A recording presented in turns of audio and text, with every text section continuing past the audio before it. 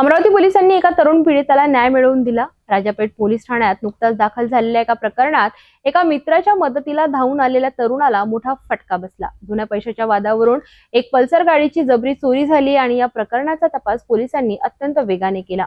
11 August रोजी रात्रीच्या सुमारास अमरावतीतील जयनगर परिसरात एक धक्कादायक घटना घडली आहे। सागर महाजन नावाचा तरुण त्याच्या मित्राच्या पल्सर गाडी क्रमांक MS 27 AD 2625 वर जात असताना आकाश मानमोडे आणि अजय वानखडे नावाच्या दोन आरोपींनी त्याला अडविलेत। जुना पैशांच्या व्यवहारावरून त्यांच्यात वाद झाला आणि हा वाद इतका वाढला की आरोपींनी सागरला शिवीगाळ करून त्याच्या ताब्यातील 80,000 रुपयांची पल्सर गाडी जबरदस्तीने हिसकावून घेतली। या घटनेनंतर सागर महाजन यांनी तातडीने राजापेठ पोलीस ठाण्यात धाव घेतली। त्यांच्या तक्रारीवरून पोलिसांनी तात्काळ गुन्हा दाखल केलाय। अपराध क्रमांक 401 अंतर्गत कलम 304 आणि 3(5) नुसार जबरी चोरीचा हा गंभीर गुन्हा नोंदविण्यात आलाय।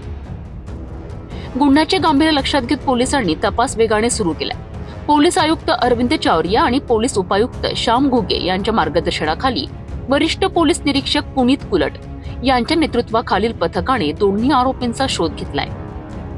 पोलिसांनी आरोपी आकाश शंकरराव मानमोडे आणि अजय गणेश वानखडे यांना ताब्यात घेतले।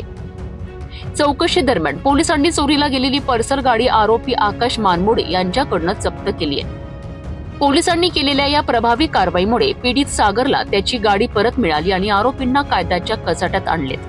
अमरावती पोलिसांनी केलेल्या या कामगिरीमुळे शहरात कायद्याचे राज्य कायम आहे हे पुन्हा एकदा सिद्ध झाले। वरिष्ठ अधिकाऱ्यांचे योग्य मार्गदर्शन आणि तपास पथकाची कठोर कारवाई यामुळे हा गुन्हा उघडकीस आलाय।